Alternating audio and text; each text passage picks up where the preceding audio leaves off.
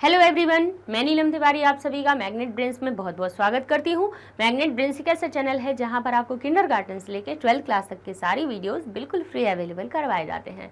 और ऐसा नहीं है कि आपको स्टार्टिंग के 2 वीडियोस देखने के बाद में आपको बाकी के सारे वीडियोज़ के देखने के लिए आपको कोई चार्ज देना पड़े, सब्सक्राइब करने के लिए पैसे देना पड़े। बिल्कुल फ्री में सब्सक्राइब कर सकते हो, सिर्फ क्लिक करना है और आप बिल्कुल फ्री में सारी वीडियोज़ देखिए, ठीक है ना।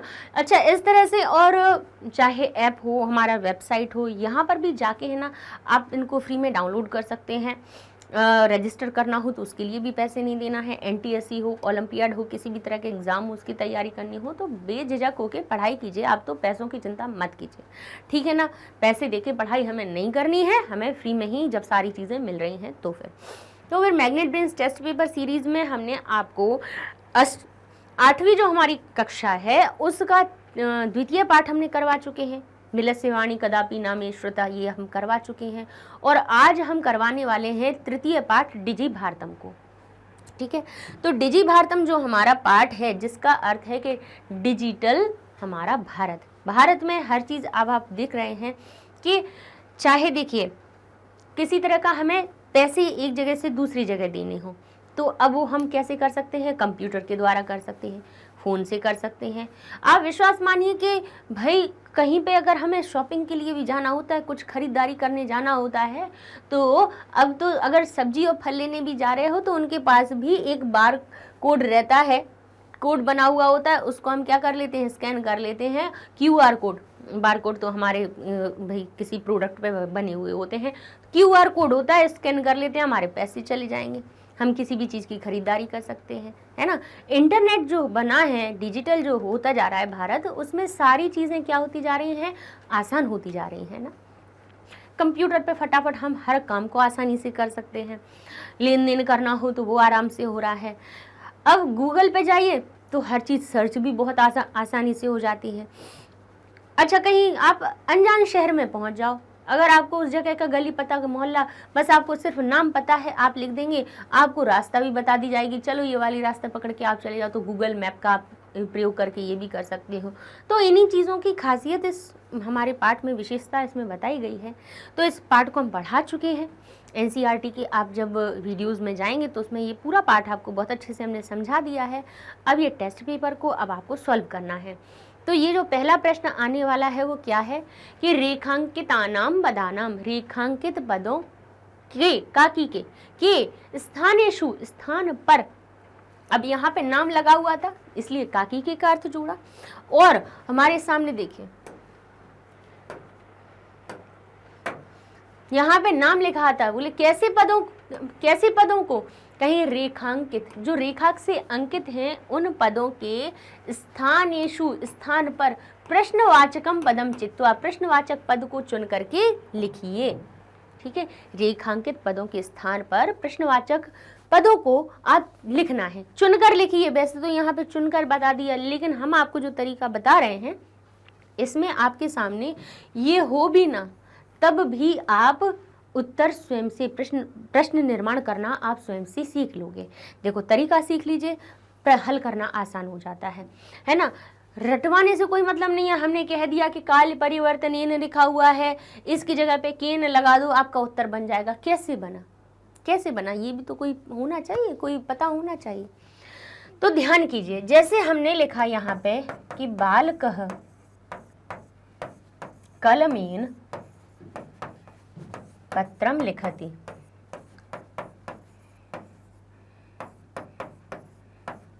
ठीक है।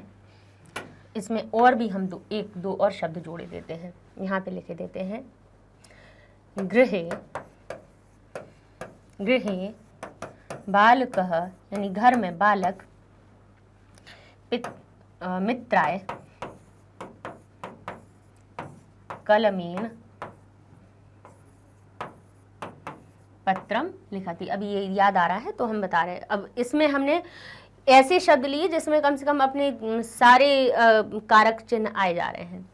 अब इसमें हर एक शब्द को देखिए तो यहाँ पे ग्रह शब्द भी है, यानी यहाँ पे कौन कौन से शब्द मिल रहे हैं हमें, कौन कौन से शब्द, यहाँ पे ग्रह मिल रहा है यानी घर, बालक मिल रहा है लड़का, मित्र मिल रहा है ये भी संज्ञा है, कलम यानी कलम लेखनी ये भी मिल रही है, और पत्र, ये सभी हमें संज्ञा शब्द मिल रहे हैं। और संज्ञा शब्दों में यहाँ पे अलग अलग विभक्तियाँ लिखी हुई हैं, और यहाँ पे ये है हमारी धातु, ये है हमारी क्रिया।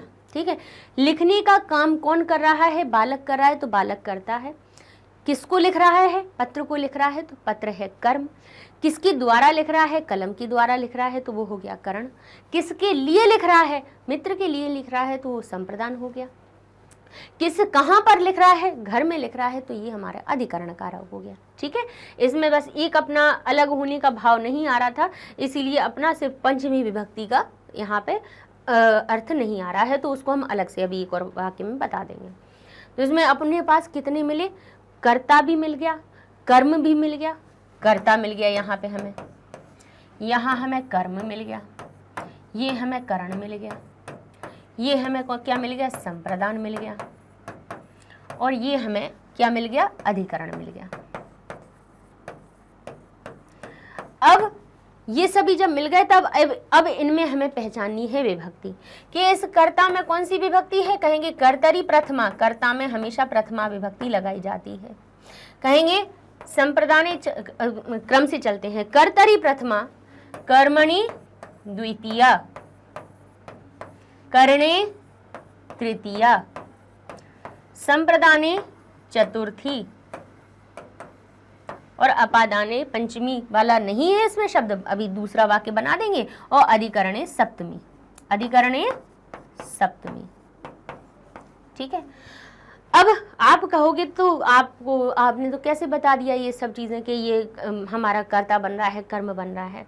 तो देखिए, हमने इन शब्दों में छुपी हुई विभक्तियों को पहचाना, क्योंकि शब्द रूप याद करें।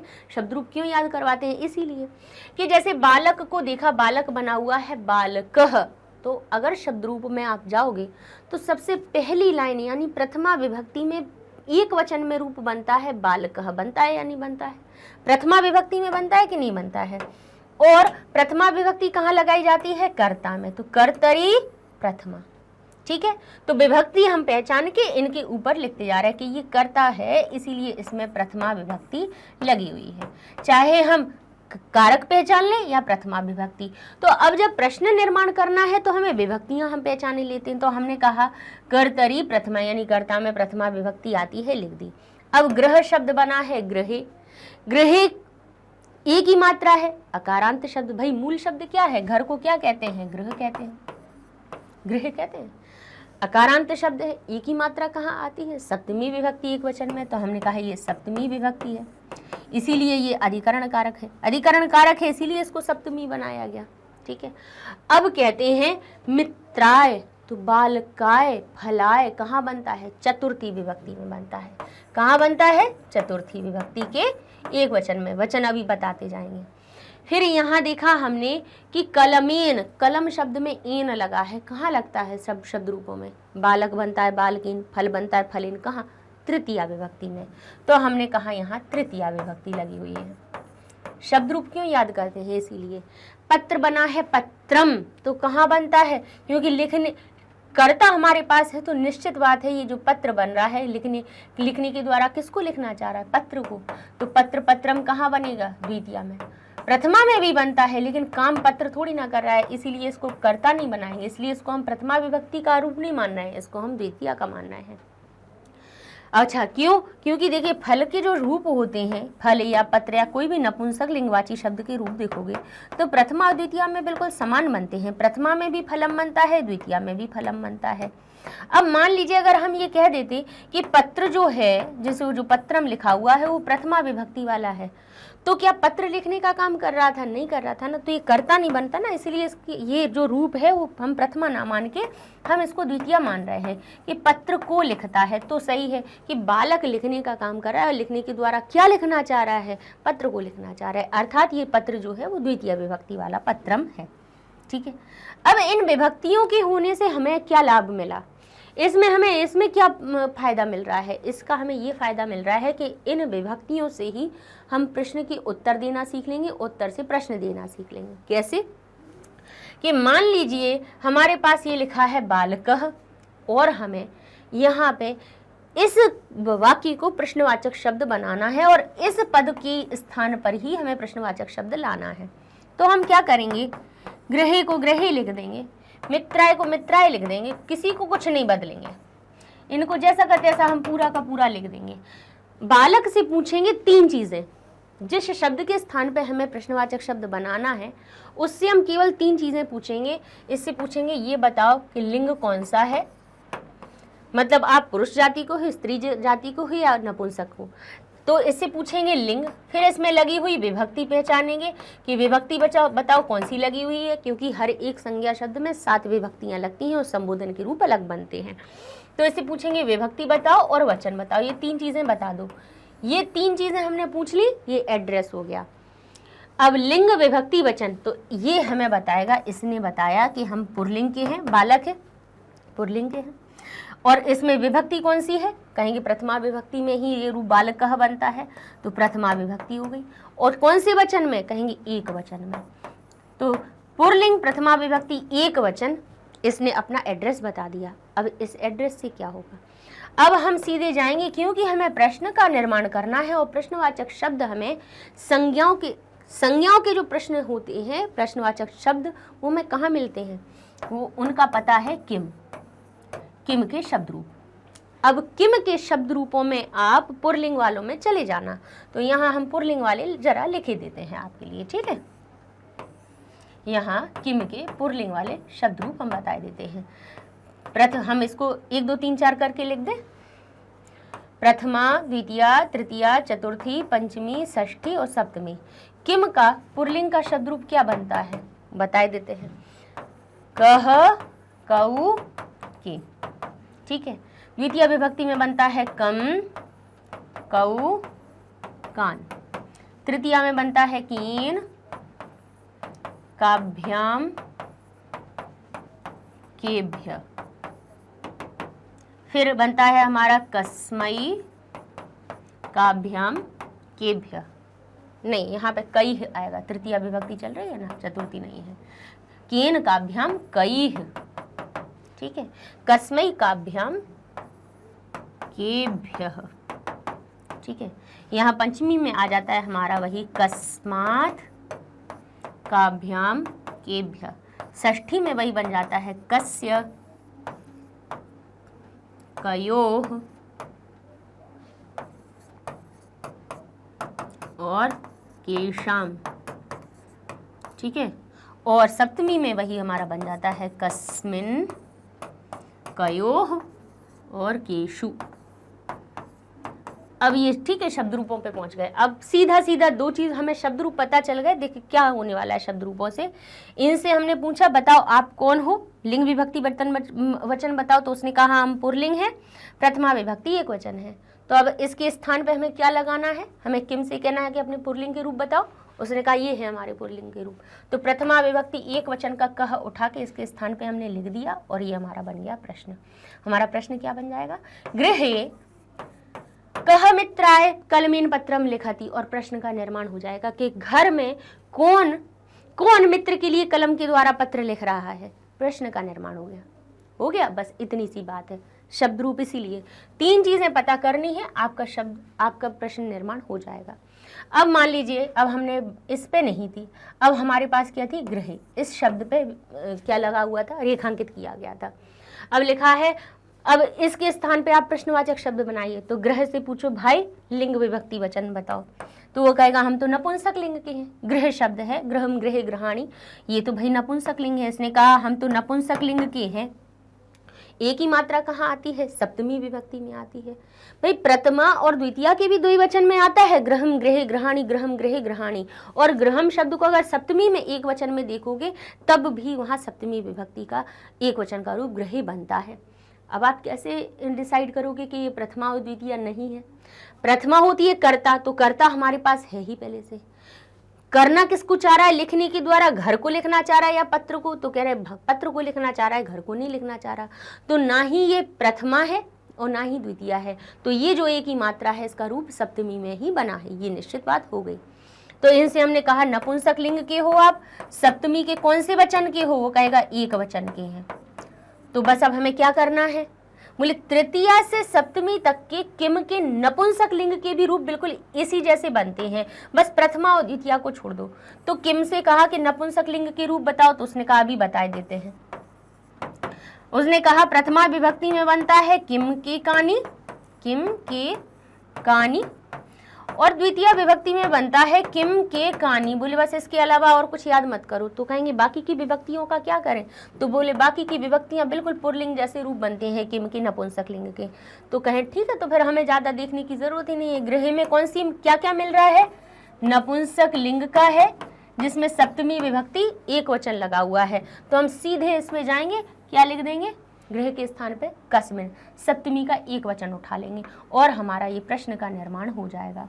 और हम यहाँ लिख देंगे, लीजिए कस्मिन यानी कहाँ, कस्मिन बालकः, ठीक है, मित्राय कलमेन पत्रम लिखति। अब एक तो ये हमारा कस्मिन शब्द भी हो गया, किसमें किस पर, ठीक है।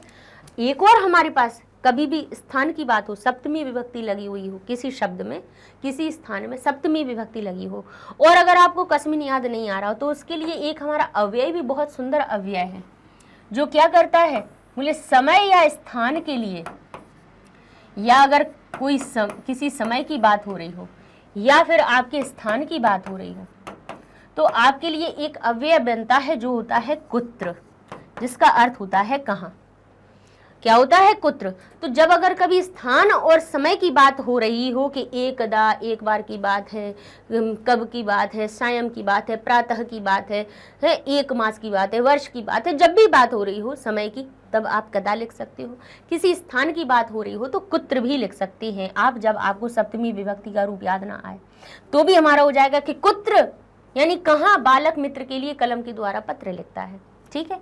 अब ऐसे ही मित्र से पूछो, मित्र कहेगा चतुर्थी विभक्ति एक वचन, तो चतुर्थी विभक्ति एक वचन का कस्मै इसके स्थान पे आप लिख दोगे और पूरा वाक्य लिख दोगे, आपका प्रश्न निर्माण हो जाएगा। ऐसे ही कलमेन लिखा है तो कलमेन के स्थान पे एन लगा दोगे तो आपका प्रश्न का निर्माण हो जाएगा। पत्रम शब्द में द्वितीय विभक्ति लगी हुई है लेकिन पत्र कैसा है, नपुंसक लिंग है, तो हमें किससे नपुंसक लिंग वाला द्वितीय का एक वचन लेना पड़ेगा, तो हम पत्रम की जगह पे किम लिख देंगे, हमारा प्रश्न बन जाएगा। इस तरह से प्रश्न का निर्माण किया जाता है। जो शब्द में विभक्ति हो वही विभक्ति हम प्रश्नवाचक शब्द में ढूंढ लें तो हमारा उत्तर बन जाएगा सही, ठीक है। तो चलिए पहला हमारा प्रश्न बनता है, तो पहला प्रश्न है काल परिवर्तनेन सह मानवस्य आवश्यकता अपि वर्तते। काल परिवर्तन के साथ मानव की आवश्यकता भी परिवर्तित हो रही है। अब हमें करना क्या है कि पूरे वाक्य से हमें कुछ लेना देना नहीं, हमें तो जो रेखांकित शब्द है उसको पकड़ना है क्योंकि उसी के स्थान में हमें प्रश्न बनाना है। तो यहाँ देखेंगे कि इस शब्द में मूल शब्द इसका क्या है, पहले पकड़िए, काल परिवर्तन। काल परिवर्तन न अकारांत शब्द है, न में अ छुपा हुआ है, अर्थात इसको जरा अलग कीजिए तो ये मूल रूप क्या बना इसका, काल परिवर्तन, ठीक है। ये कैसा हो गया, अकारांत शब्द हो गया। अब इसमें जुड़ा क्या है, ईन। अब ईन कहाँ से आता है बताइए, तो बालक बनता है तृतीया विभक्ति में एक वचन में बालकेन, ऐसे ही जैसे फल बनता है फलेन, क्योंकि पुल्लिंग और नपुंसक लिंग के तृतीया से सप्तमी तक के एक होते हैं। तो हमने कहा कि इसमें जो ईन लगा है वो हमें, चाहे हम उसको पुल्लिंग मान लें चाहे नपुंसक लिंग मान लें, इसमें जो हमने पहले लिंग पहचान लिया, फिर हमने कहा इसमें विभक्ति क्योंकि ईन है तो वो हमारी तृतीया विभक्ति और एक वचन में उसका रूप बन जाएगा। किसमें बनेगा, तृतीया विभक्ति एक वचन में। तो बताइए ये हमारा क्या बनेगा रूप, बताइए। तो हम क्या कहेंगे, इससे कहेंगे हमें लिंग विभक्ति वचन चल गया पता, तो किम के शब्द रूपों में जाइए। तो तृतीया विभक्ति एक वचन में कह बनता है क्या, बोले नहीं, कह बनता है प्रथमा। कथम, बोले किस प्रकार, बोले नहीं आ रहा है भाई, किस प्रकार का अर्थ हमें, कैसे या किस प्रकार का अर्थ हमें नहीं निकल रहा है। कह का प्रथमा विभक्ति लगी है, किम हमारी प्रथमा और द्वितीया होती है। किम की जब नपुंसक लिंग के रूप याद किए जाते हैं तो उसमें प्रथमा और द्वितीया लगी है। तो हमारा बना क्या, बोले केन, जिसमें तृतीया विभक्ति एक वचन लगा है, अर्थात इसकी विभक्ति के अनुसार हम प्रश्नवाचक शब्द को ढूंढ लेंगे और हमारा सही उत्तर बन जाएगा, ठीक है ना। चलिए तो ये हो गया हमारा प्रश्न। अब देख लेते हैं वैज्ञानिक प्रविधे प्रगति यात्रा पुनरपि अग्रे गता। अब क्या लिखा है, वैज्ञानिक प्रविधे। अब प्रविधेय शब्द को पहचानना पड़ेगा। तो ये विधेय जो शब्द है कहाँ से आया है? विधि शब्द से। भाई वैज्ञानिक प्र तक छोड़ दीजिए, प्र हमारा उपसर्ग हो गया। विधेय जो शब्द है कहाँ से बना है? विधि। कहाँ से बना है? विधि शब्द से। अविधि शब्द कैसा हो गया है? इकारांत शब्द है। इकारांत शब्द तो हरि के शब्द रूप पढ़े तो हरे है, हरे है का बनता है? पंचमी और षष्ठी में बनता है। का बनता है? पंचमी और षष्ठी में। तो विधि बन गया विधेय और विधेय। अर्थात अब इसने हमसे कहा है कि जो विधि शब्द है इकारांत है, मूल बना रहने दे। अब पहले लिंग पहचाने तो कहेंगे ये स्त्रीलिंग शब्द बन रहा है। कौन सा बन रहा है? स्त्रीलिंग शब्द बनना है विधि। विधि विधि किसी भाई ऐसे समझ में ना आए तो ये मान लो कि विधि किसी लड़के का नाम हो सकता है क्या? नहीं होगा ना। तो विधि क्या हो गया? स्त्रीलिंगवाची शब्द हो गया। ठीक है, नाम भी देखिए बड़े सोच समझ के रखे जाते हैं, क्योंकि भाई जो नाम है वो स्त्रीलिंग और पुल्लिंग के हिसाब से ही रखे जाते हैं। ठीक है, तो यहाँ हमने पहचान लिया कि ये कैसा है? इकारांत है, स्त्रीलिंग है। विभक्ति पहचानी तो हमने कहा या तो पंचमी हो सकती है या षष्ठी, यानी इसमें हमने कहा विभक्ति हमारी कौन सी हो सकती है? पंचमी भी हो सकती है और षष्ठी भी हो सकती है। और वचन कौन सा रहेगा? एक वचन। अर्थात अब हमें क्या करना है? षष्ठी और एक वचन, ये तीन चीजें पहचाननी। पता मिल गया हमें, तो बस अब इस पता को लेके हमें कहाँ जाना है? अब स्त्रीलिंगवाची किम के रूपों पे जाना है। कहाँ जाना है? किम के स्त्रीलिंगवाची शब्द रूपों पे जाना है और उनसे कहना है कि पंचमी षष्ठी एक वचन में आपका रूप क्या बनता है स्त्रीलिंग के लिए? तो वो कहेगा कस्याह कस्याह बनता है। हमारे पास तो क्या बनता है? कस्याह और कस्याह बनता है। तो भाई चाहे पंचमी का लगी हो या षष्ठी की लगी हो, यहाँ पे तो हमें कस्याह शब्द लेना है। सो ये हमारा उत्तर हमें निकल के आ जाएगा। भाई गणित जैसा काम चल रहा है, कोई अलग से कुछ नहीं है। जो सूत्र हम लगा देते हैं वैसे सूत्रों के हिसाब से काम चल रहा है। ठीक है, तो ये हमारा उत्तर बन जाएगा। अपन हवा में तीर नहीं मारना है कि इसका प्रविधेय है तो इसने हमने कस्या लगा दिया। क्यों लगा दिया ये हमें पता होना चाहिए। ठीक है, अब जैसे ये लिखा है प्रगति यात्रा। अब यात्रा शब्द कैसा है? यात्रा आकारांत शब्द है, कोई इसमें परिवर्तन नहीं हुआ है। अगर मान लीजिए कि इस पर होता हमारा, ठीक है, यहाँ प्रगति यात्रा शब्द रेखांकित होता तो अब इसके स्थान पे क्या आप लगाते?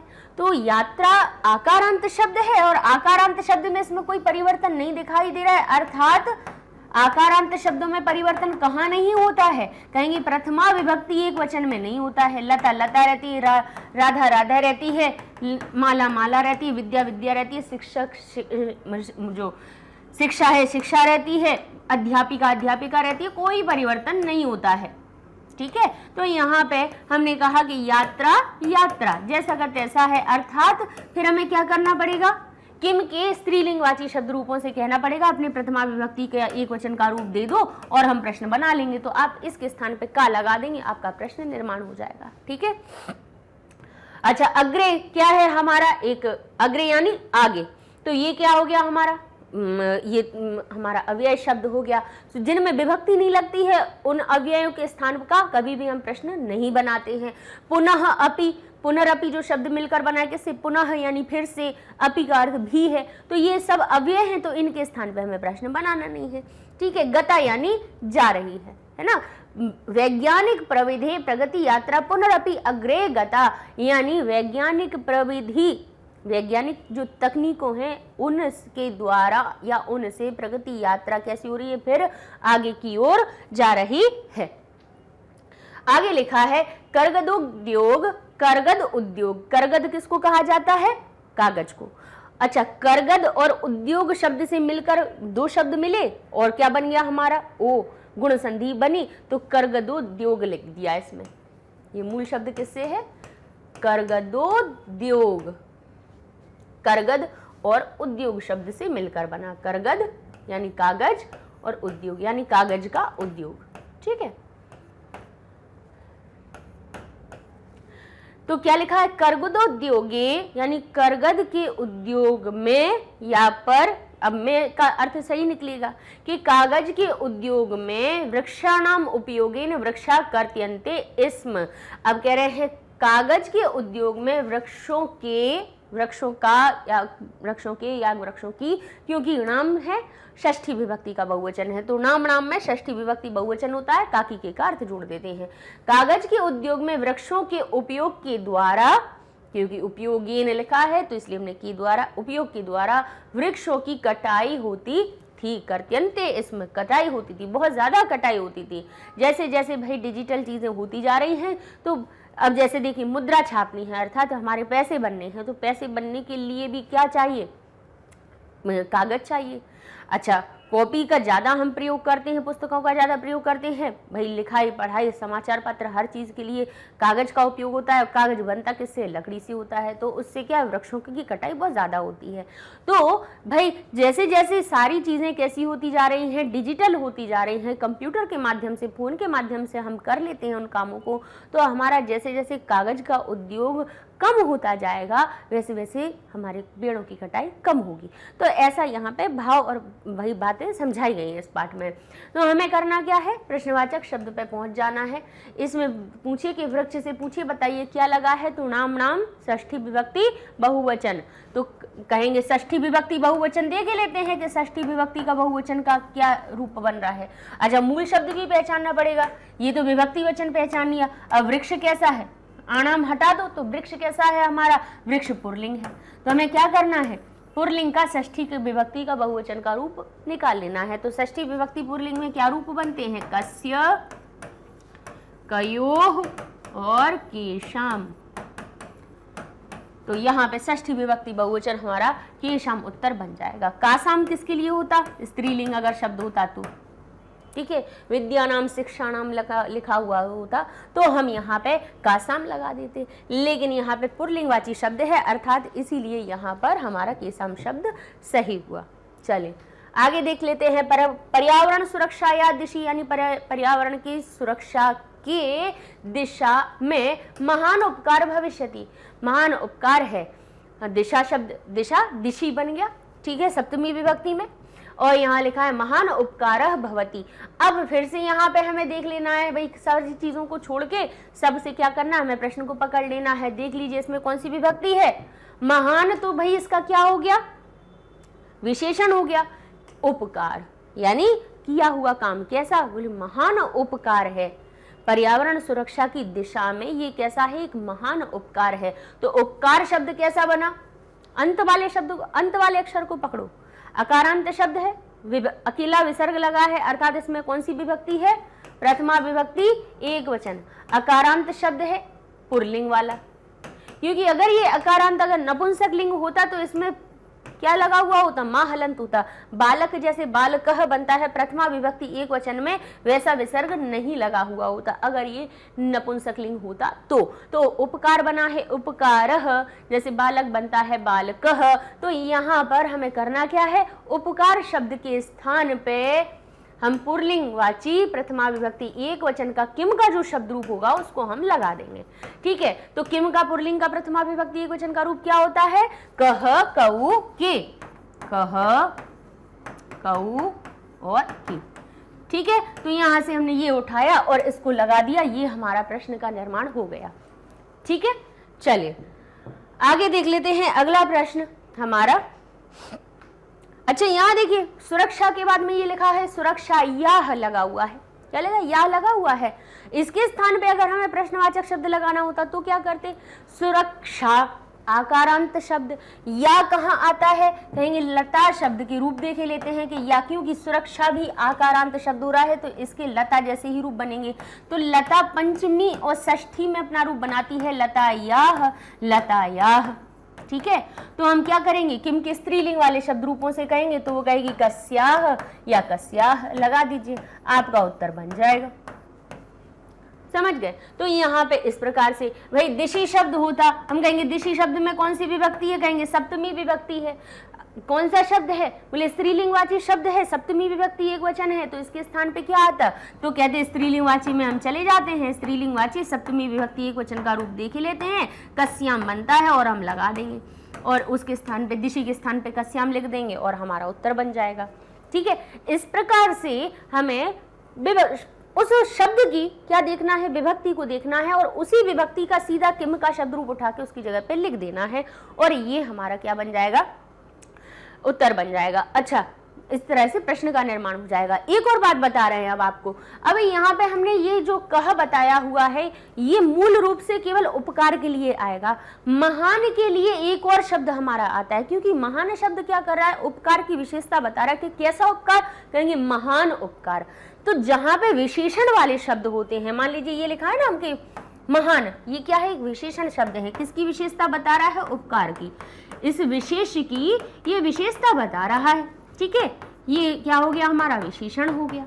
अब विशेषण की जगह पे जब प्रश्न बनाया जाता है तो उसके लिए हमारे पास होते हैं कीदृश, एक हमारा शब्द होता है कीदृश, इससे इसको लगाने से हमारे जो विशेषणवाची शब्द है, कभी ऐसा हो कि उपकार के सामने ना लगा हुआ हो, मतलब ये उदाहरण के लिए दे रहे हैं कि कभी आपके सामने ऐसा हो कि कोई विशेषणवाची शब्द दिख रहा हो और उसके नीचे आपको रेखांकित कर दिया गया हो, तब फिर आप किम के शब्द रूपों में नहीं जाएंगे, फिर आप कीदृश के शब्द रूपों में जाएंगे, समझ रहे हैं। और कीदृश के किम जैसे ही रूप बनते हैं, कोई अलग नहीं बनते हैं। किम के अगर आपको पुल्लिंग के याद है और कहेंगे किम के पुल्लिंग के स्त्रीलिंग के कैसे करें, तो बालक और बालिका की याद है तो किम के याद हो जाएंगे आपको, और किम के याद हो गए तो कीदृश के हो जाएंगे, समान बनते हैं, कोई भी ज्यादा अंतर नहीं होता है, ठीक है। तो जैसे यहाँ पे हमने कहा था कि इसके स्थान पे हम कह लगा रहे थे, तो इसके स्थान पे हम कीदृश लगा देंगे, हम कह रहे ना कि समान बनते हैं,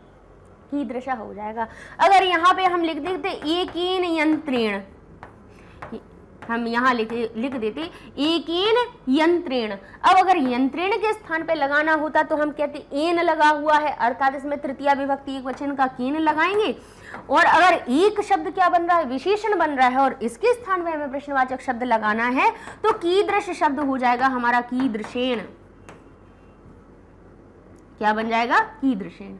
इस प्रकार से भाई हमारे क्या बनते हैं, विशेषण के स्थान पे कीदृश का प्रयोग करते हैं। लेकिन यहाँ पे क्या किया गया, इन दोनों को एक पद मान लिया गया और एक पद के लिए, तो इसलिए कह का प्रयोग हमने कर दिया और हमारा प्रश्न बन गया, ठीक है।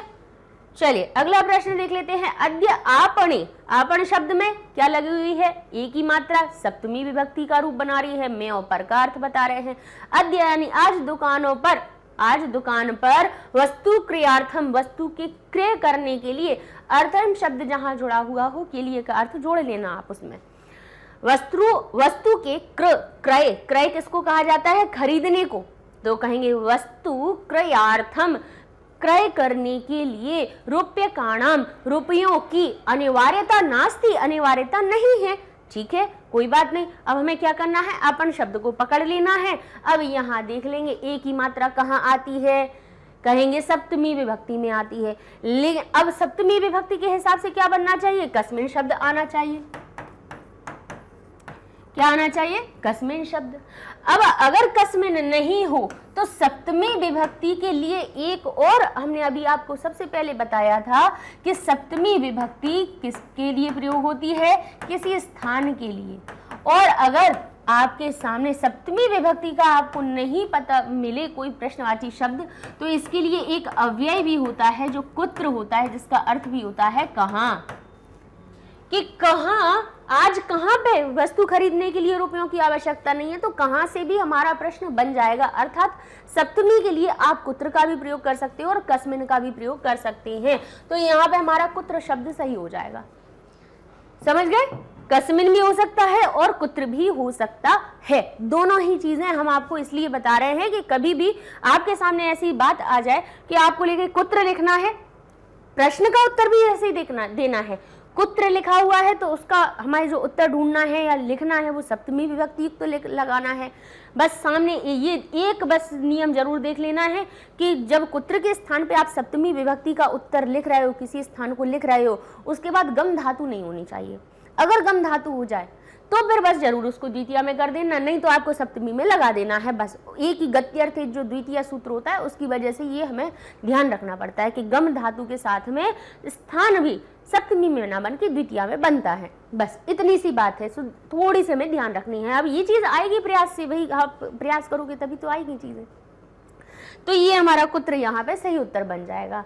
अब आगे लिखा हुआ है, फिर देखिए, बहुविधा अनुप्रयोगा मुद्राहीनाय विनिमय सहायका संति। बहुविधा बहुत सारी विधाओं की, अनुप्रयोगा यानी क्या क्या लिखा हुआ है, बहुत प्रकार के अनुप्रयोग कहाँ किए जाते हैं, एप्लीकेशन पे करते हैं।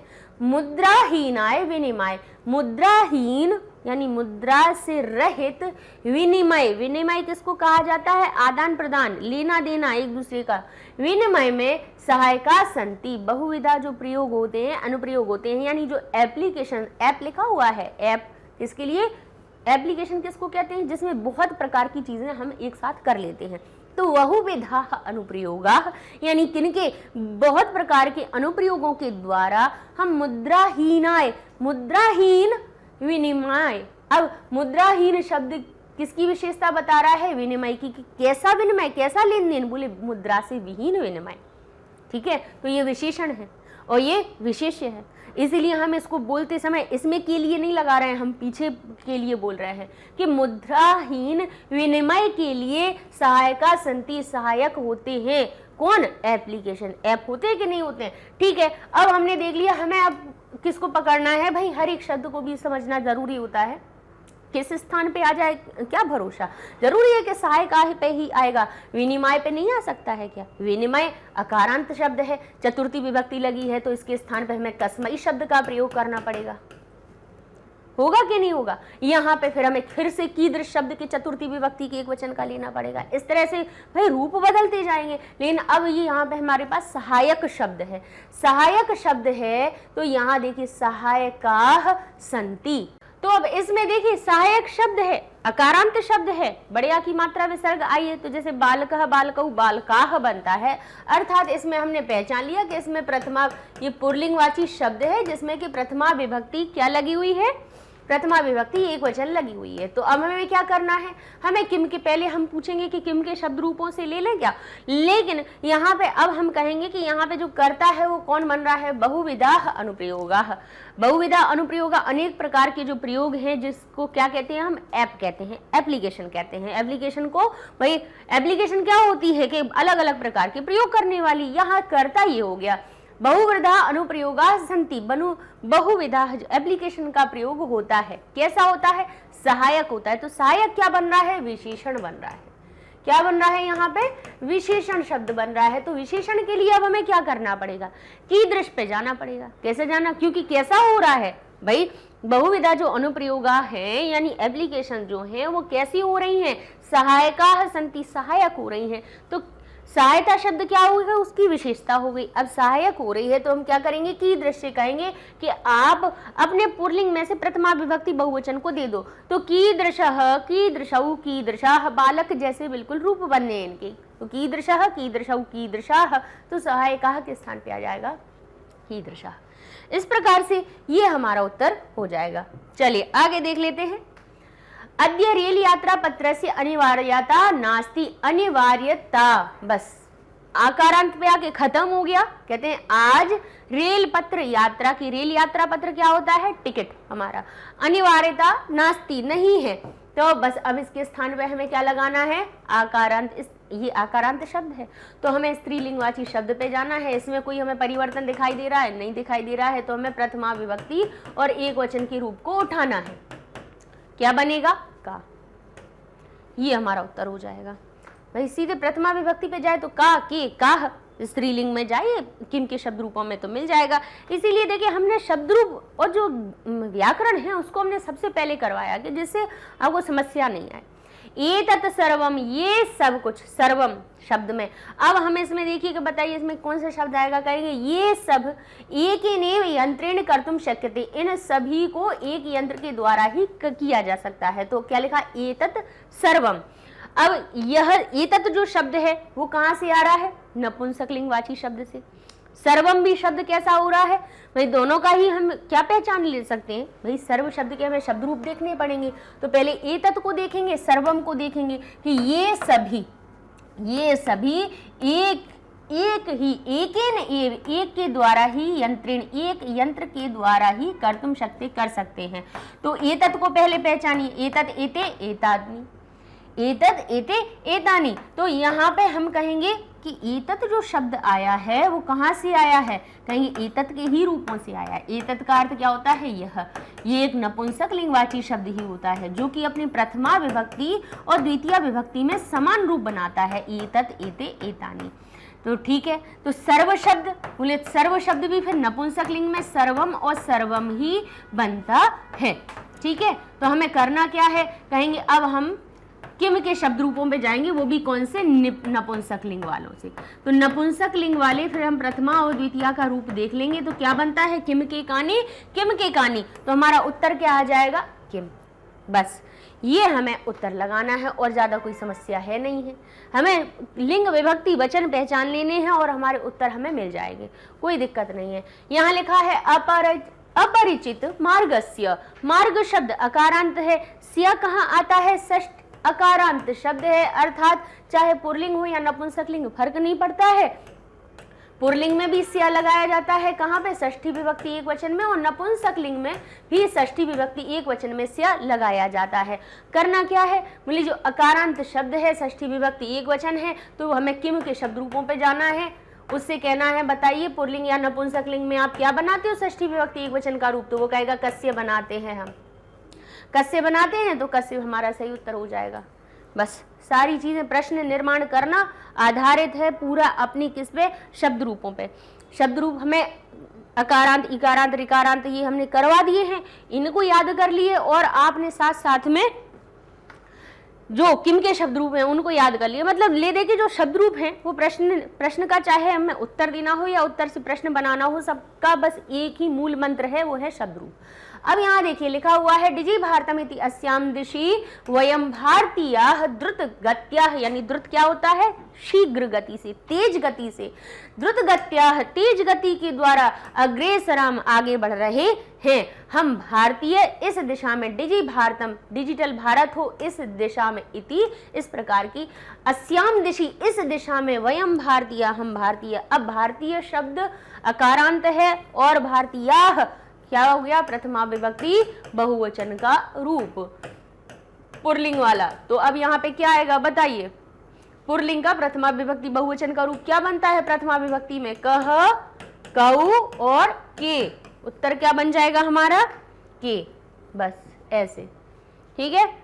अब अच्छा, अस्याम दिशि, बोले अस्याम शब्द में भी सप्तमी है और दिशि में भी है, तो अस्याम के लिए अस्याम क्या बन रहा है, अस्याम हो रहा है हमारा विशेषण और दिशि हमारा संज्ञा शब्द है, विशेष है। तो इसके लिए हम किम का कौन सा रूप लगाएंगे, कस्याम स्त्रीलिंग वाला लगा देंगे। अस्याम के लिए हम अपने कीदृश का सप्तमी विभक्ति लगा देंगे। ऐसे ही वयम शब्द के लिए कहाँ से लाओगे, कीदृश से।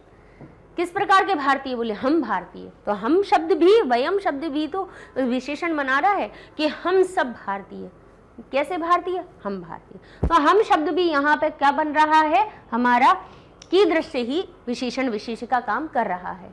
ठीक है, चलिए अब हम अगला प्रश्न देख लेते हैं। तो इस तरह से प्रश्न निर्माण करना हमने हर तरह का आपको बता दिया कि ऐसे हमें प्रश्नों के निर्माण करने हैं, चाहे कहीं से भी आ जाए। अभी तो अब आप शुरुआत कर रहे हो तो 8वीं 9वीं 10वीं सब में आपको अगर प्रश्न निर्माण करना है और प्रश्नों के उत्तर भी देना है, तो दोनों ही चीजें इसी पे निर्भर करती हैं कि आपको प्रश्नवाचक शब्द का अर्थ पता है या नहीं। ठीक है, या जो शब्द लिखा हुआ है, रेखांकित है, उसका आपको अर्थ पता है या नहीं। बस उसका अगर आपको विभक्ति पता है, लिंग विभक्ति वचन पता है, तो फिर बस फिर कहीं आपको परेशानी नहीं आएगी।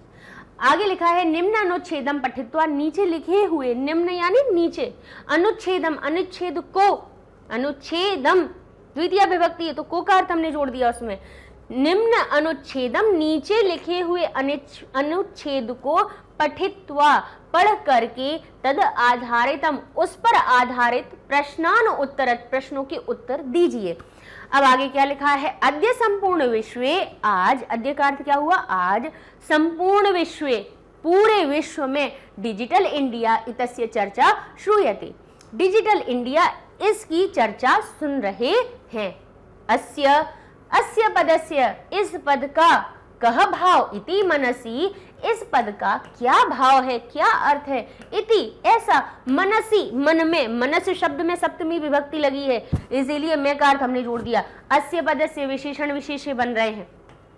इस पद का कह भाव, क्या भाव है। इति ऐसी, मनसी जिज्ञासा उत्पद्यते, ऐसी मन में जिज्ञासा उत्पन्न होती है।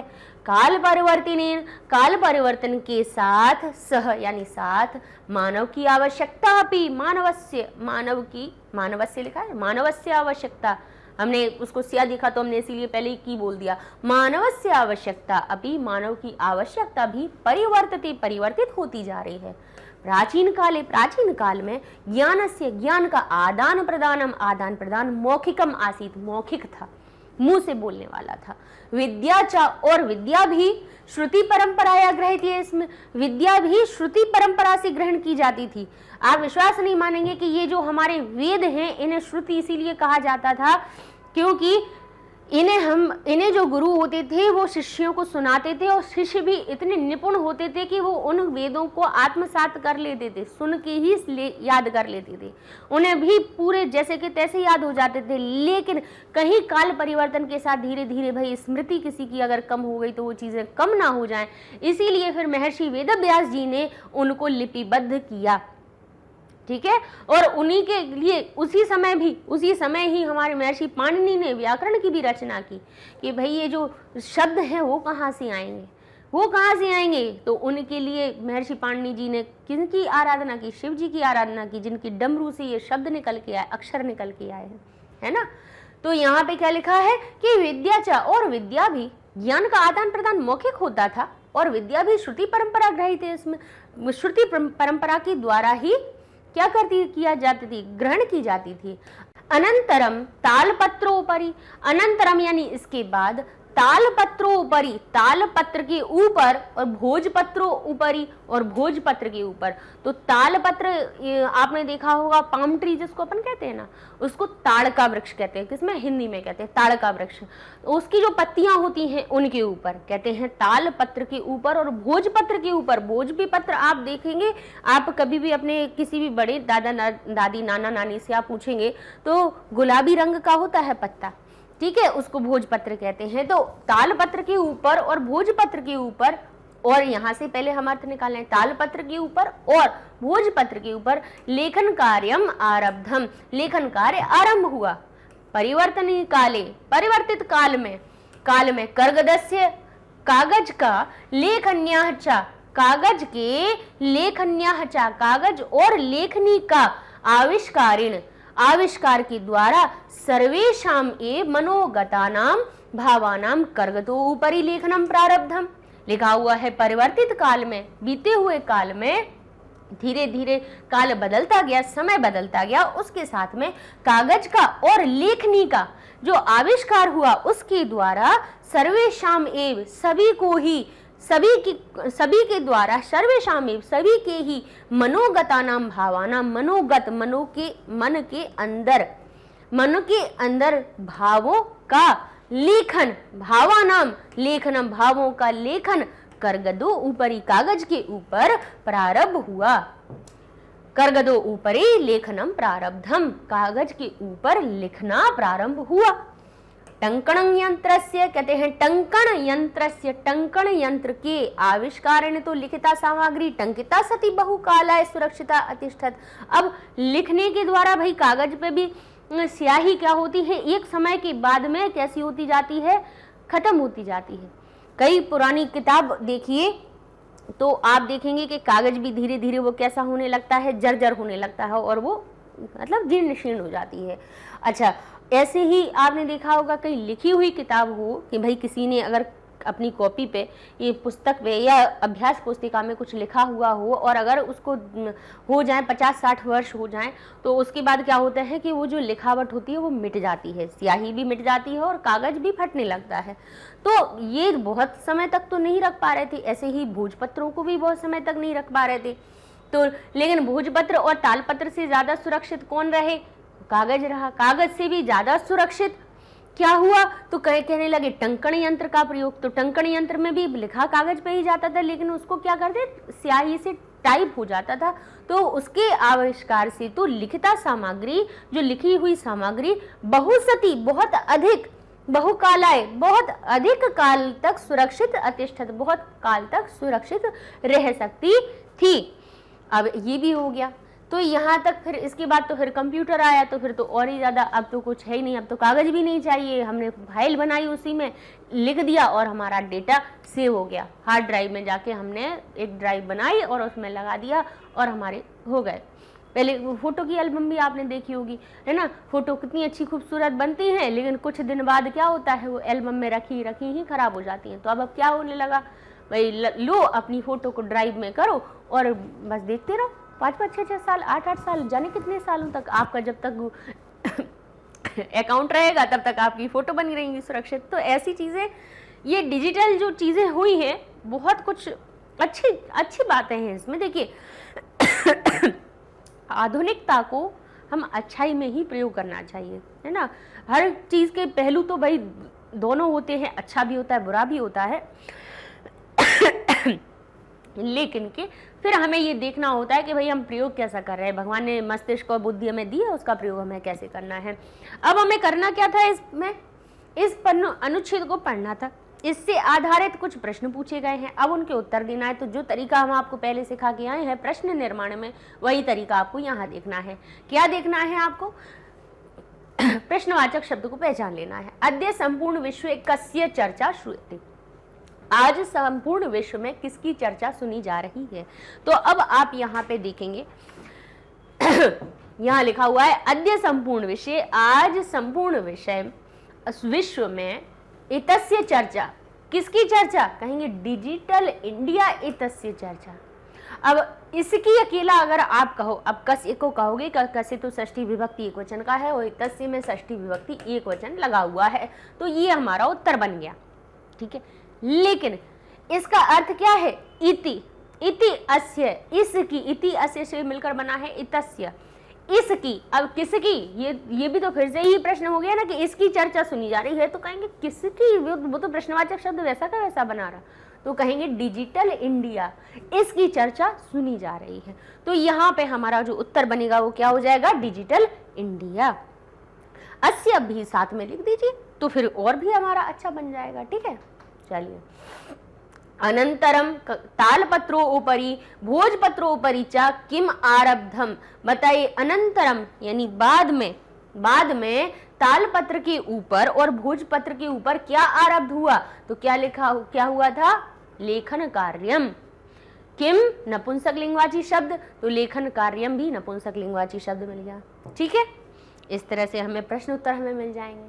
आगे देखते हैं पूर्ण वाक्य में उत्तर। परिवर्तन काले, परिवर्तित होते हुए काल में किम प्रारब्धम, क्या प्रारब्ध हुआ। तो अब क्योंकि ये अब पूर्ण वाक्य में लिखना है, तो अब हम पूरा वाक्य वहां से उठा लेंगे कि परिवर्तन काले कर्गदस्य लेखन्या च आविष्कारेण सर्वेषां मनोगतम भावानां कर्गदोपरि लेखनम प्रारब्धम। तो ये हमारा पूर्ण वाक्य में उत्तर बन जाएगा, ठीक है।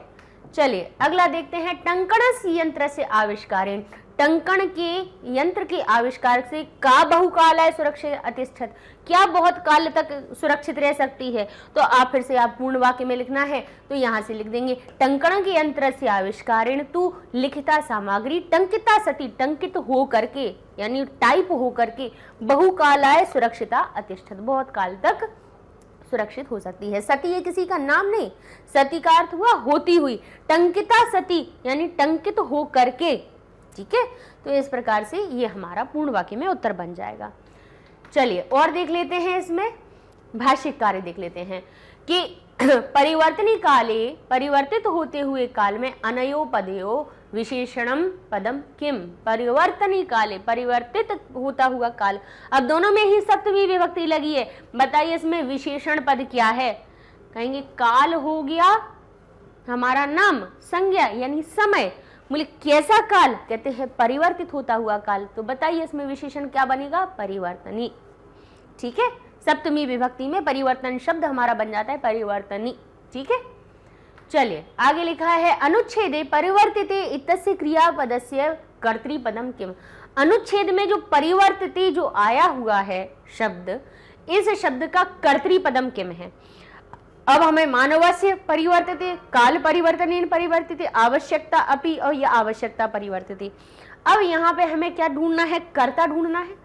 परिवर्तिते हमने अपना शब्द को पकड़ लिया, अब परिवर्तित यहाँ वो ढूंढनी है, क्या धातु ढूंढी है सबसे पहले। जब ऐसे आपको कहते हैं कि अनुच्छेद में से बताओ परिवर्तित जो लिखा हुआ है, क्रिया हो रही है, उसका आपको कर्तृपद ढूंढना है। तो यहाँ क्या लिखा है, परिवर्तते, हमने क्रिया को पकड़ लिया।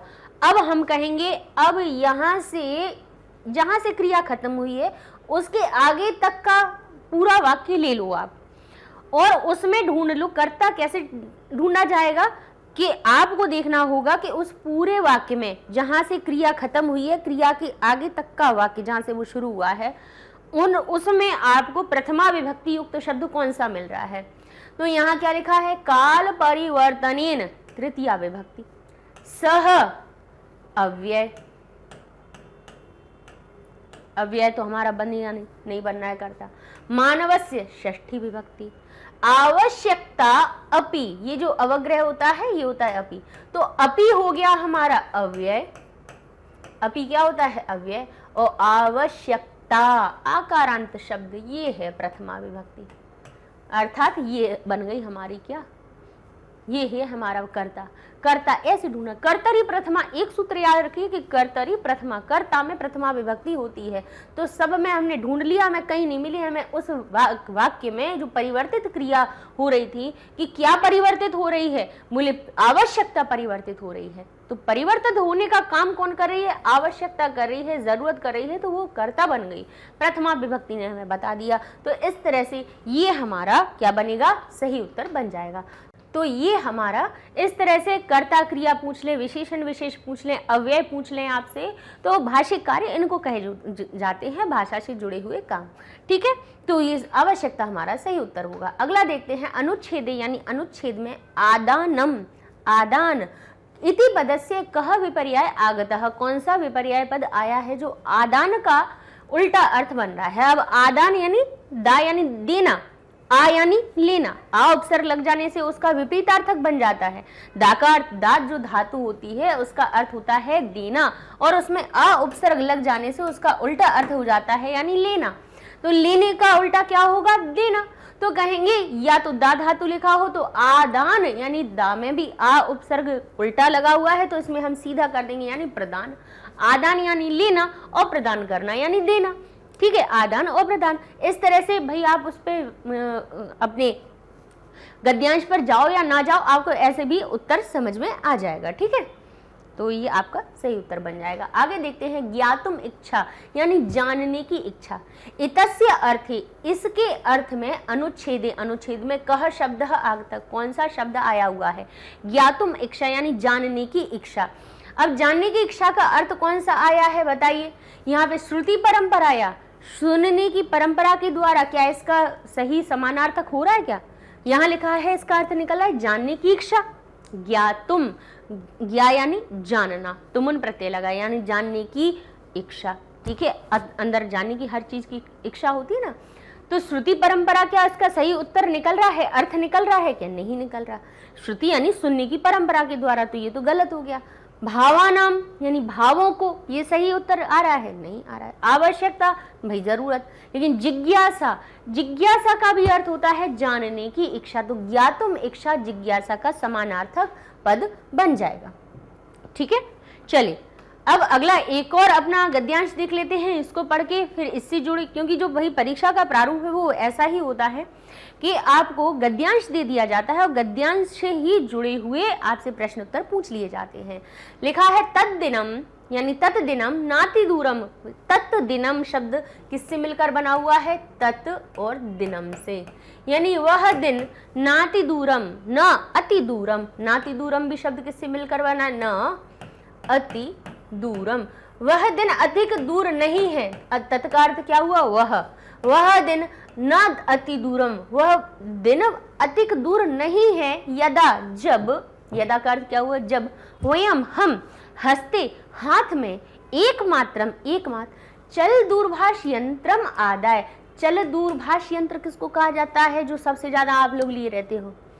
चल यानी चलते हुए, दूरभाष दूर बैठे हुए से बात कर रहे हो, बोल रहे हो, तो दूरभाषी यंत्र यानी हमारा मोबाइल, जिसका सुबह उठ के कहते थे कराग्रे वसते लक्ष्मी कर मध्य सरस्वती कर मूले तु गौरी गोविंदाय प्रातः कालित कर दर्शनम, लेकिन आज तो मोबाइल का प्रथम दर्शन होता है। तो ये हमारा हो गया चल दूरभाष यंत्रम। चल दूरभाष यंत्रम त्वमेव माता च पिता त्वमेव बंधुश्च सखा त्वमेव, सारी रिश्ते इसी ने ले लिए हैं सब, बिल्कुल 24 घंटे किसी को बोलने का समय हो या ना हो कोई फर्क नहीं पड़ता है, ये है तो बस सब है। अकेले कमरे में बैठे रहेंगे, रात रात में उसी को देखते रहेंगे। बताइए कौन कौन करता है, आज बताना जरूर आप लोग। तो चल दूरभाष यंत्रम आदाय, यंत्रम को अलग कीजिए, आदाय का अर्थ हो जाएगा लेकर के, दा धातु यानी लेना, आ लगने से क्या दा का अर्थ हुआ देना, आ लगने से उल्टा हो गया लेना, और यह कहाँ से आया है, हमारे ल्य प्रत्यय से, तो कर और करके का अर्थ निकल रहा है। कह रहे हैं तत् दिनम दूर नाति दूरम, वह दिन अधिक दूर नहीं है, यदा यानी जब, वयम हम, हस्ते हस्त में का अर्थ क्यों, सप्तमी विभक्ति लग गई, वयम हस्ते हम हाथ में, एकमात्रम चल दूरभाष यंत्रम आदाय, एकमात्र चल दूरभाष यंत्र को लेकर के, सर्वाणी कार्याणि सारे कार्यों को, साधे तुम समर्था भविष्यामा साधने में करने में समर्थ हो जाएंगे। वस्त्रपुट के हाथ के थैले के, रुपये काणाम आवश्यकता न भविष्यति, हाथ का बना हुआ पुटक यानी क्या, हाथ में लेने वाला, हाथ में लिए जाने वाला क्या कहते हैं, वस्त्र पुटक यानी कपड़े का जो पर्स है, रुपये काणम उसमें रुपयों की आवश्यकता ना भविष्यति, कपड़े के बने हुए थैले में अब रुपए रखने की जरूरत नहीं है। पासबुक चेकबुक इति अन्यो आवश्यकता ना भविष्यति, पासबुक और चेकबुक की भी इति अनयो, इन दोनों की भी आवश्यकता ना भविष्यति। अरे ये तो अभी कह रहे हैं, हम तो आज की ही बात कर रहे हैं कि ये तो पहले जब उन्होंने छापी होगी तब की बात कर रहे हैं, लेकिन हम तो अब आज स्वयं की यही बात कर रहे हैं कि एक बस मोबाइल, हम भी ऐसे ही करते हैं, हाथ में लिया, पर्स है नहीं है कोई फर्क नहीं पड़ता, फोन लिया और चल देते हैं, कहेंगे पैसे है ना इसी में सब हो जाता है। नहीं, ये वास्तविकता है, कोई बात नहीं है। ये जब इसका भाई मुद्रण हुआ होगा, जब ये पुस्तक में ये पाठ बनाया होगा तब ये चीज़ नहीं हुई होगी, लेकिन अब तो पासबुक और चेकबुक, वो एक दिन पासबुक को कंप्लीट करवाने के लिए गए तो देखा कि जब से अकाउंट खुला था तब से उसकी एंट्री होनी शुरू हुई तो 5 पासबुक खत्म हो गई और एंट्री पूरी नहीं हो पाई। मतलब पासबुक तो ऐसे भूल गए उसको, मतलब कुछ अपन को जब मिलान जुलान करना हो तब पासबुक पे का दर्शन करते हैं कि भाई कहाँ क्या हुआ देख लो, है ना। तो पासबुक और चेकबुक इति अनयो, इन दोनों की आवश्यकता न भविष्यति, आवश्यकता ही नहीं है। पठनार्थम पुस्तकानाम, पठनार्थम पढ़ने के लिए, पुस्तकानाम समाचार पत्राणाम अनिवार्यता समाप्त प्राय भविष्यति, पुस्तक पठनार्थम पठन करने के लिए, अर्थम शब्द है पढ़ने के लिए, पुस्तकों की समाचार पत्रों की अनिवार्यता समाप्त प्रायः भविष्यति, कैसी हो जाएगी, समाप्त हो जाएगी और हो ही गई है। अब तो बहुत कम बच्चे हैं जो अब लेते हैं, कहते हैं ऑनलाइन है तो सब पढ़ तो रहे हैं, और आज भी देखो ये सब आपको ऑनलाइन ही तो दिख रहा है फोन में, लिखो चाहे नहीं लिखो। और भाई बहुत कम है जो बस लिखना होगा तब उतने के लिए आप कॉपी निकालोगे कि लाओ इस चीज़ को लिख ले, नहीं तो किताब तो हमारी लिखी हुई है, कंप्यूटर खोलोगे मिल जाएगी, ठीक है। लेखनार्थम लिखने के लिए, अभ्यास पुस्तिका या कर्दगस्य वा, लिखने के लिए अभ्यास पुस्तिका या कागज का, नूतन ज्ञानान्वेषणार्थम शब्दकोशस्य आपि, कहते हैं। और नए ज्ञान कोश के अन्वेषण के लिए, हम पहले मोटी मोटी डिक्शनरी लगते थे कि नए ज्ञान के को खोजने के लिए शब्दकोशस्य, शब्दकोश की वह आवश्यकता, शब्दकोश की भी आवश्यकता न भविष्यति, इसकी भी अपी शब्द से भी निकल रहा है। शब्दकोशस्य नए ज्ञान के अन्वेषण के लिए, नए ज्ञान के को खोजने के लिए, नए नए शब्दों को ढूंढने के लिए शब्दकोश की भी आवश्यकता ना भविष्यति, नहीं होगी और अभी भी नहीं है। जो नहीं है सो गूगल देव खोले और मिल गया हमें उत्तर। अपरिचित मार्गस्य ज्ञानार्थम, अपरिचित मार्ग के ज्ञान के लिए भी मार्गदर्शकस्य, मार्गदर्शक की, मानचित्रस्य, मानचित्र की आवश्यकता अनुभूति अपि न भविष्यति, मानचित्र की भी आवश्यकता अनुभव नहीं होती है। गूगल मैप खोला, चले गए, बता दिया left turn, right turn, straight, continue 100 meters कह दिया, पहुंच गए हम। एतत् सर्वम, ये सब एकेन एव यंत्रेण, एक यंत्र के द्वारा ही, एकेन एव शब्द मिला हुआ है, एकेन एव यानी एक ही यंत्रेण, एक ही यंत्र के द्वारा, एक ही यंत्र के द्वारा, एकेन एव शब्द, यहाँ पे क्या हो गया, वृद्धि संधि हो गई, तो ये क्या बन गया, एक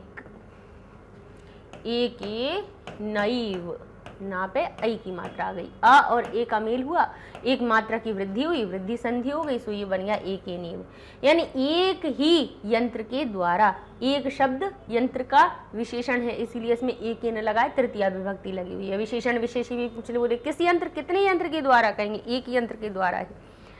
संख्या शब्द अगर सामने वाले शब्द जैसी ही विभक्ति में बनी हुई है तो समझ जाना कि वो निश्चित ही आगे वाले शब्द की विशेषता बता रही है। एकेन एव, एक यंत्र के द्वारा ही कर्तुम शक्यते, कर सकते हैं।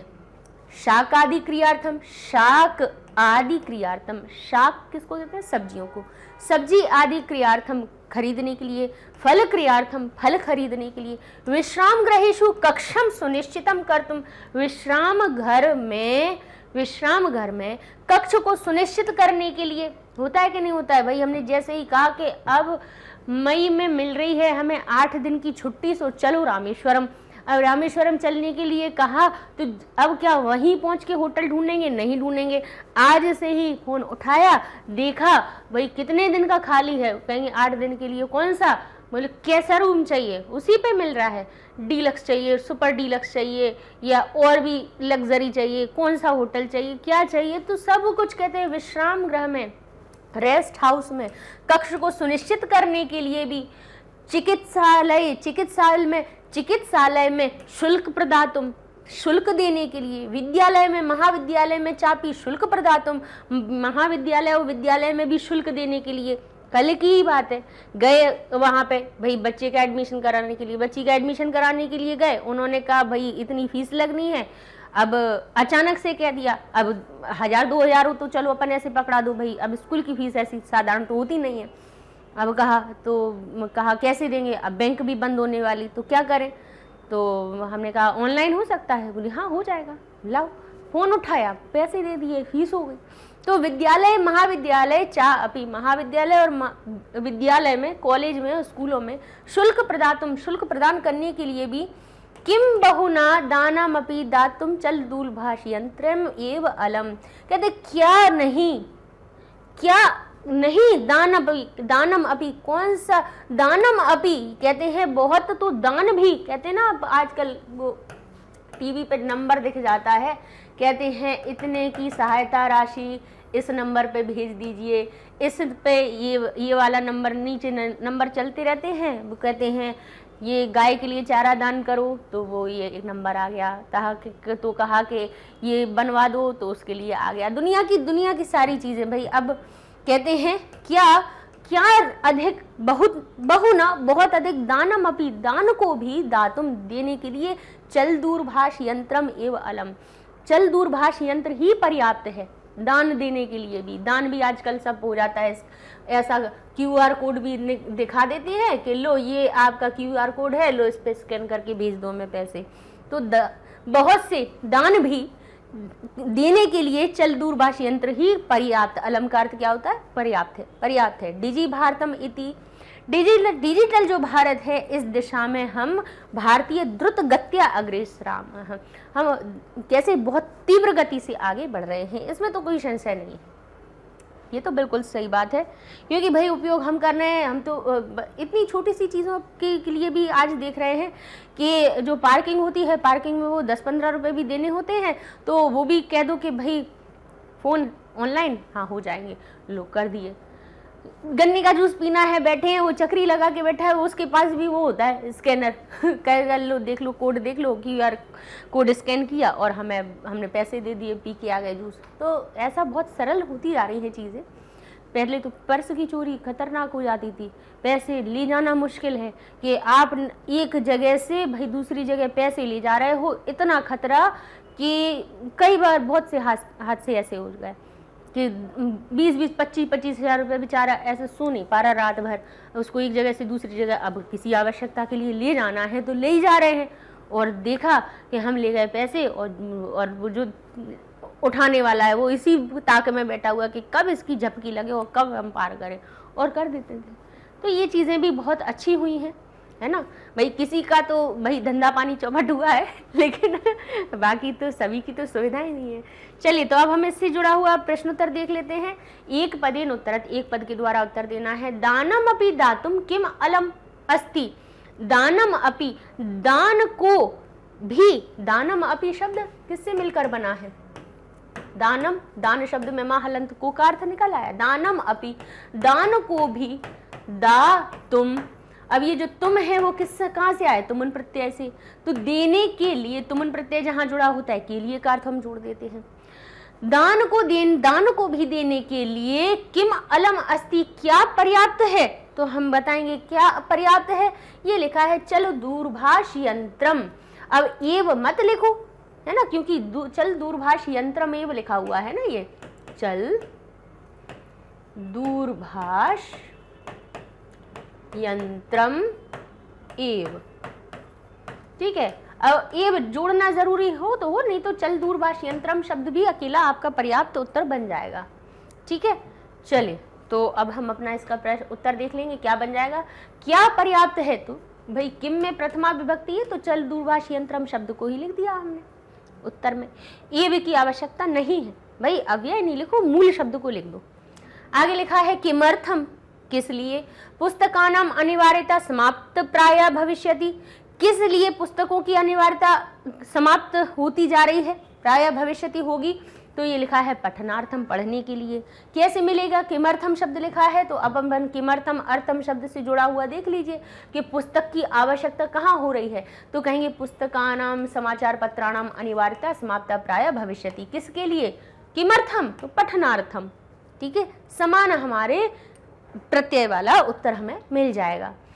आगे लिखा है भविष्य काले वयम हस्ते किम आदाय सर्वाणि कार्याणि साधितुम समर्था भविष्यामि। तो किम की जगह हम लिख देंगे चल दूरभाष यंत्रम।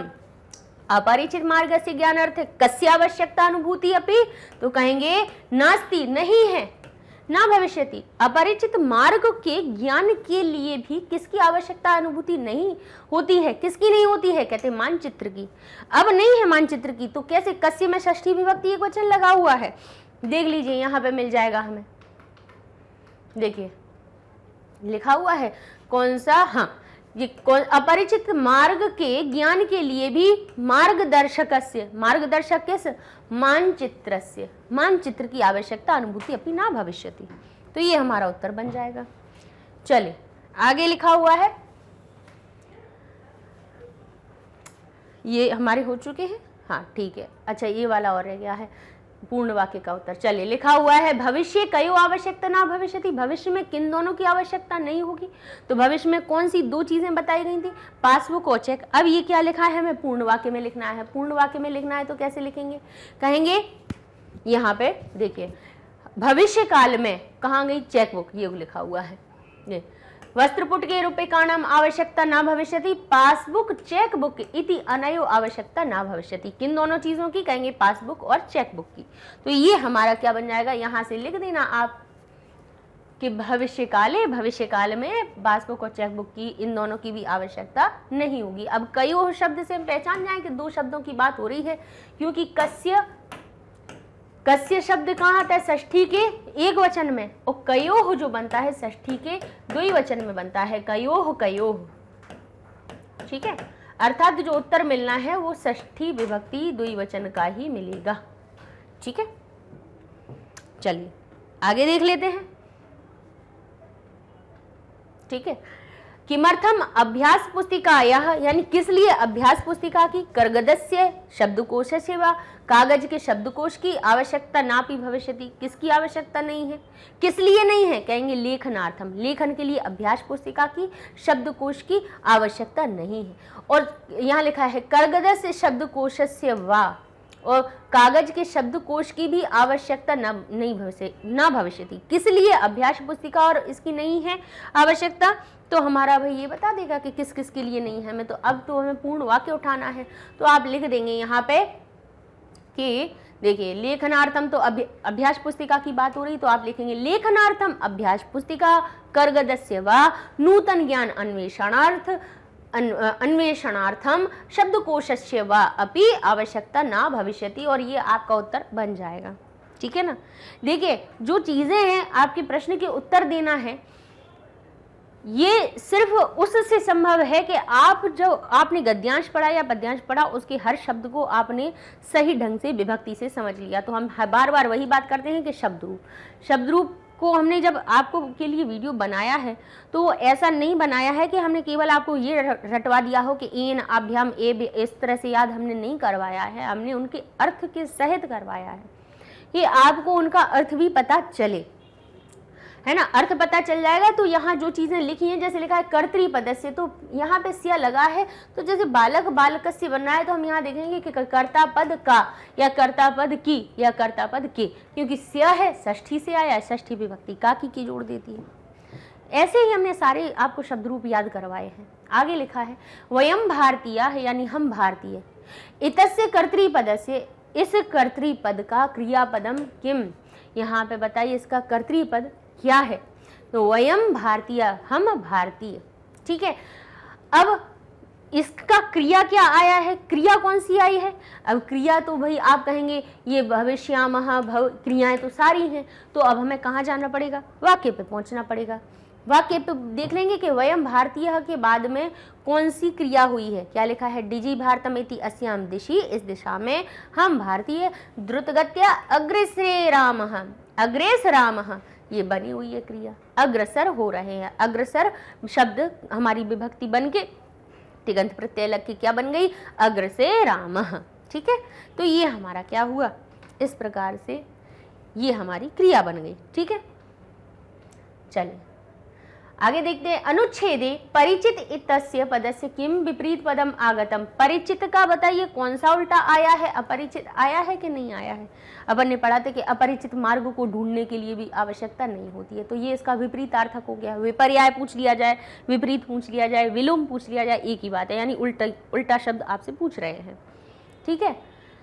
उचित पदेन रिक्त स्थानानम पूर्यत, अब उचित पद के द्वारा रिक्त स्थान की पूर्ति कीजिए कि एतत् सर्वम, यह सब कुछ एकेन यंत्रेण कर्तुम शक्यते, एक यंत्र के द्वारा कर सकते हैं। तो इसमें क्या आएगा, च, और यह सब एक और यंत्र के द्वारा सही है। एतत् सर्वम एक ही यंत्र के द्वारा है, यह सब कुछ एक या यंत्र के द्वारा है, यह सब कुछ एक जब, तो कौन सा हमारा सही हुआ है, एव, यह सब कुछ एक ही यंत्र के द्वारा कर सकते हैं, क्योंकि हमने अभी बताया था एक नैव शब्द जो बना है एक एव शब्द से मिलकर बना है। तो इस प्रकार से ये हमारा सही उत्तर बन जाएगा। चले अनुच्छेदे प्रदानाय तस्य पदस्य कह विपर्याय आगतः, अनुच्छेद में प्रदानाय प्रदान करने के लिए इस पद का कौन सा पर्याय आया हुआ है।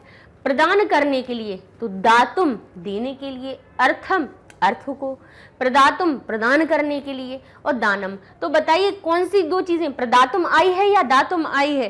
तो यहाँ पे हमारा प्रदातुम शब्द सही आया है। अच्छा, अकेली दानाय शब्द होता तब फिर हम दातुम को सही करते, लेकिन यहाँ पे प्र उपसर्ग है तो प्र उपसर्ग वाला ही हम ढूंढेंगे।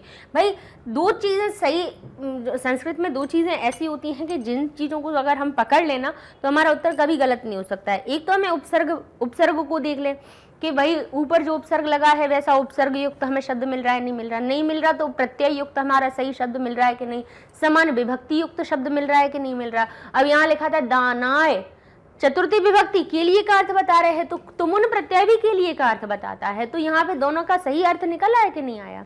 तो और प्र उपसर्ग ऊपर भी है, प्र नीचे भी है, तो अर्थात हमारा बिल्कुल सही एक तरह से उत्तर हमें मिल जाता है अगर हम थोड़ी सी इन चीजों का ध्यान रखें तो।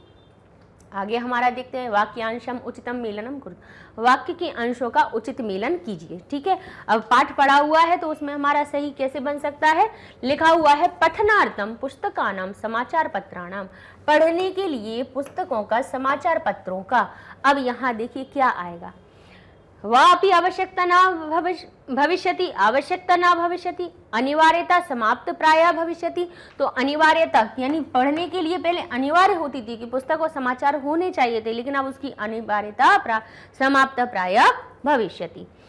किम बहुना दानम अपि दातुम, क्या बहुत अधिक कह रहे हैं, बहुत अधिक दान करने के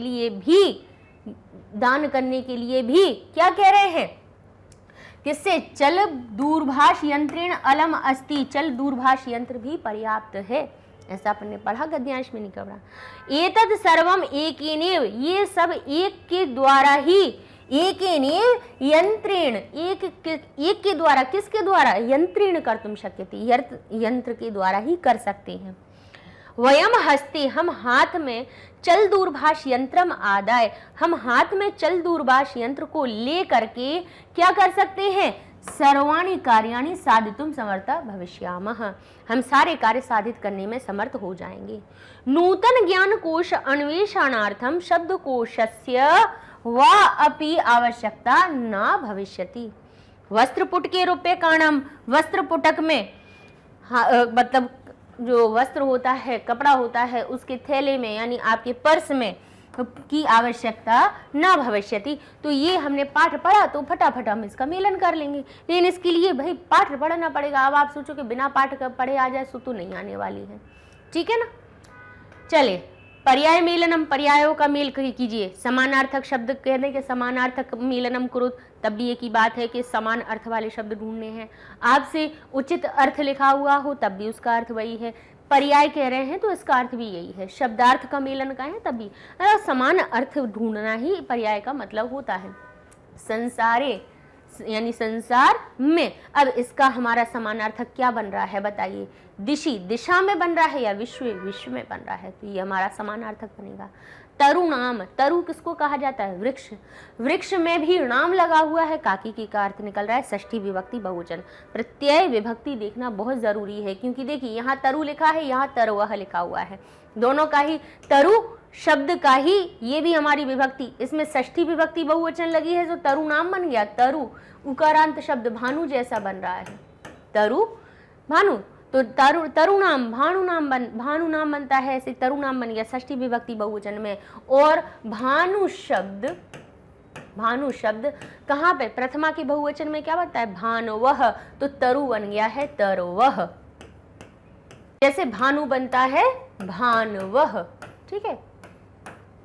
तो देखिए यहाँ पे भी ऊ की मात्रा का लोप हुआ है, यहाँ पे भी हो गया। बिल्कुल उकारांत शब्द कैसे होंगे, भानु जैसे चलेंगे। इसीलिए देखिए एक एक शब्द रूप याद करवा देते हैं। अकारांत शब्द के याद करवा दी तो बालक जैसे, अकारांत अ से अंत होने वाले जितने शब्द होंगे सब बालक जैसे बनेंगे। ऐसे ही मति के याद कर ली तो जो भी इकारांत शब्द होंगे सब मति जैसे चलेंगे, हरि जैसे बनेंगे। तो एक एक याद करने की जरूरत है, अपने आप अर्थ हमें समझ में आ ही जाता है।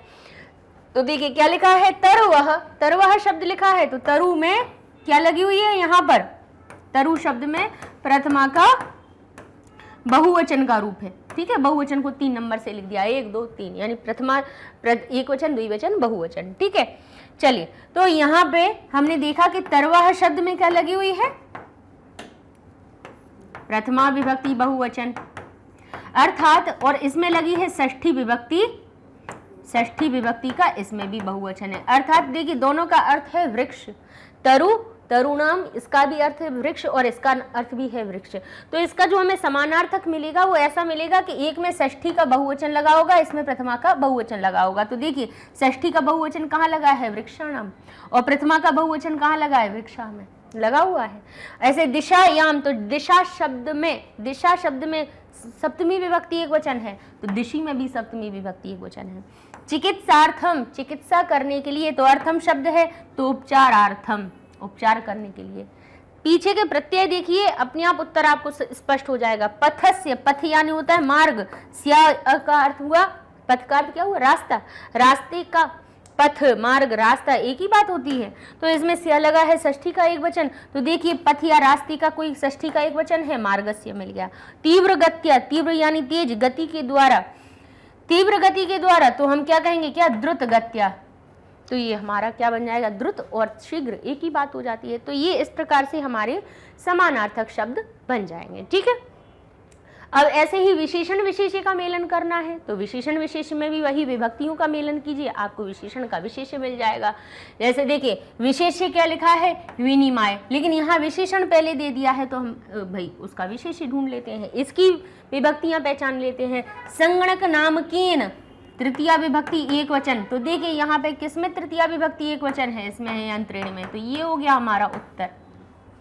कुछ जब ज़्यादा समझने सोचने की जरूरत ही नहीं है, समान विभक्तियां मिल गई, हो गया। सर्वाणी, अब देखिए सर्वाणी, फलम फले फलानी, यानी नपुंसकलिंग शब्द बन रहा है, तो इसका निश्चित ही कोई ना कोई जो शब्द होगा वो भी नपुंसकलिंग बहुवचन का फलानी जैसा बना होगा, तो ये बना कार्याणी, ठीक है। बहुविधाः, बालकः बालकौ बालकाः, बड़े आ की मात्रा विसर्ग है, तो देख लो बड़े आ की मात्रा विसर्ग, अनुप्रयोगाः।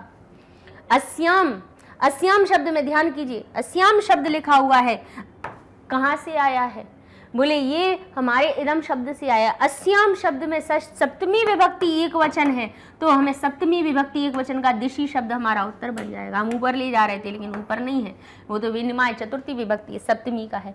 मुद्राहीनाय, मुद्राहीन शब्द में चतुर्थी विभक्ति एक वचन है, तो समानार्थक क्या बनेगा, विशेष्य क्या बनेगा, समानार्थक हो, विपर्याय हो, विशेषण विशेष्य हो, ये समान विभक्ति पर ही चलते हैं, बाकी ऐसे अपने आप से नहीं आते हैं।